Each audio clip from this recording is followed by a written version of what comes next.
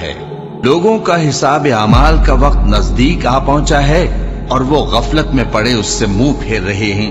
ان کے پاس کوئی نئی نصیحت ان کے پروردگار کی طرف سے نہیں آتی مگر وہ اسے کھیلتے ہوئے سنتے ہیں۔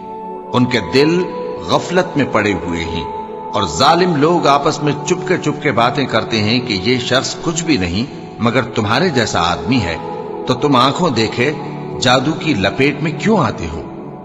پیغمبر صلی اللہ علیہ وآلہ وسلم نے کہا کہ جو بات آسمان اور زمین میں کہی جاتی ہے میرا پروردگار اسے جانتا ہے اور وہ سننے والا ہے، جاننے والا ہے۔